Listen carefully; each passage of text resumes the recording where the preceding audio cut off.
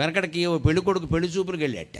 పెళ్లి చూపుల్లో టిఫిన్ అది పెట్టే కాఫీ ఇచ్చారట. మామూలుగా ఇస్తారు కదా, కాఫీ తాగాక ఒక్కపొడి వేసుకుంటారు కదా, అందుకని ఒక్కపొడి అక్కడ పెట్టారట. ఈయన వేసుకునే రకం కాదు, ఒక్కపొడి పోసుకునే రకం. అందుకని ఇలా గుప్పిడితో తీసి అలా పోసుకున్నట్ట పెళ్లి కొడుకు. అత్తగారు కొంచెం కంగారైంది, ఇది ఇంత ఒక్కపొడి తినేస్తున్నాడు ఈయన, ఒక్కపొడికే. ఇంక ఈవేళ పెళ్లి కొడుకుని చూస్తే ఏమనుకునేది ఆవిడ. పల్లెల్లోంచి ఒక్కపొడి ఇలా అలా పోసుకుని ఏదో శనగపప్పు పోసుకున్నట్టు.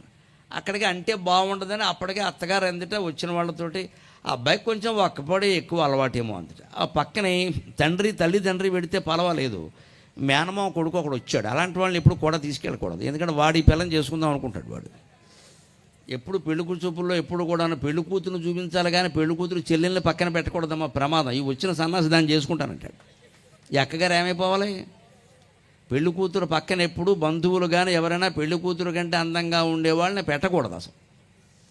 ఏదో వంక చెప్పి బయటికి పంపించాలి. ఉంటే ఆ అమ్మాయి ఎవరో, అమ్మాయి కూడా ఆ ఫిగర్ ఎవరు, ఫిగర్ అంటాడు వీడు, ఫిగర్ అంటాడు, తర్వాత షుగర్ అవుతుంది వీడికి. అసలు దేనికోసం వచ్చావు? ఫలానా అమ్మాయిని పెళ్లి చేసుకుందాం వచ్చావు, నువ్వు చూసుకో, నీకు నచ్చితే చేసుకో, లేకపోతే వెళ్ళిపో. ఆ అమ్మాయి ఎవరు, ఈ అమ్మాయి ఎవరు, ఈ ఎంక్వైరీ ఏంటండి? నీకు నచ్చడం ఒకటే లెక్క.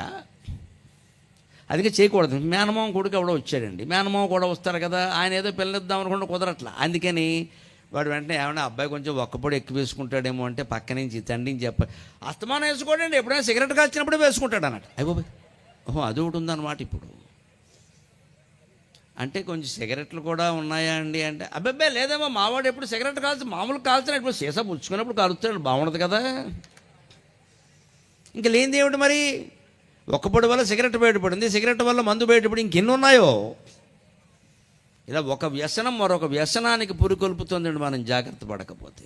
ఒక్కపొడి వేసుకోవాలి కానీ పోసుకోకూడదు, నెయ్యి వేసుకోవాలి కానీ పోసుకోకూడదు. ప్రతి కూరలో, పప్పులో, పులుసులో అన్నింటిలో నెయ్యి వేసుకోవచ్చు, ఓ చుక్క, ఒక గరిట్లో సగం, అంతేగాని గిన్నెత్తి పోసుకుంటే అలాగని అసలు మానేయడం కూడా తప్పేనమ్మా. ఇవాళ విద్యార్థులు చాలామంది పాలు, పెరుగు, వెన్న, నెయ్యి తినడంలా. అందుకే మొహమాటం లేకుండా చెబుతున్నా, పాలు, పెరుగు, వెన్న, నెయ్యి తింటేనే జ్ఞాపక శక్తి బాగుంటుంది. పూర్వం బ్రాహ్మణులు కొన్ని వేల పంక్తులు ఉండే వేదాలని 1000 ఏళ్ళు పుస్తకాలు లేకుండా ధారణ చేశారు అంటే మా మొత్తం జ్ఞాపక శక్తి రహస్యం పప్పు, నెయ్యి. జిందాబాద్.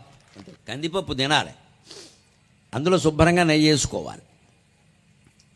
కూరల్లో కాస్త ఒక అరగెరటి వేసుకోవాలి, పచ్చళ్ళలో వేసుకోవాలి, పులుసులో, చారులో కూడా వేసుకోవాలి. ఒక మజ్జిగలోనే నెయ్యి వేసుకోవద్దు.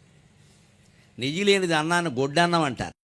గొడ్డన్నం తినకూడదండి, అలాగా నెయ్యి ఉండాలి. కృతేన వర్ధతే బుద్ధికి శాస్త్రం చెప్పిన మాట. నెయ్యి తింటే తినవలసినంత తింటే బుద్ధి పెరుగుతుంది. దొండకాయ తింటే బుద్ధి తగ్గిపోతుంది, బెండకాయ తింటే బుద్ధి పెరుగుతుంది. అసలు మానేయకూడదు దొండకాయ, దాని ప్రయోజనాలు దానికి ఉన్నాయి, తినాలి. వారానికి ఒకసారి తినాలి, కానీ వారానికి 2 సార్లు బెండకాయ తినచ్చు, జ్ఞాపక శక్తి పెరుగుతుంది. బెండకాయ జ్ఞాపకాన్ని, మనస్సుని, బుద్ధిని వృద్ధి చేస్తుంది. దొండకాయ కొంచెం మంద కూడా చేస్తుంది, కానీ తినాలి. దాని ప్రయోజనాలు వేరే ఉన్నాయి, మొత్తం మానేయకూడదు. ప్రతిది కూర తినాలి. ఏది ఎలా తినాలంటే దాని పద్ధతి. ఇదే బెండకాయని విద్యార్థులు తినాలి, మళ్ళీ ఊరికే ముసలాళ్ళు తినద్దు, అది అరగదు, కొంచెం కష్టం అవుతుంది. ఏ వయస్సును బట్టి ఉంటాయని నేను అలాగ మనకి పదార్థాలు లెక్క. అందుకని ఇక్కడ మనం తినేటువంటి పదార్థాలు, మన పంటలు ఇక్కడ పండిస్తే రవాణా ఖర్చులు తగ్గుతాయి, వ్యవసాయం బాగుంటుంది, ఆదాయం బాగుంటుంది. అప్పుడు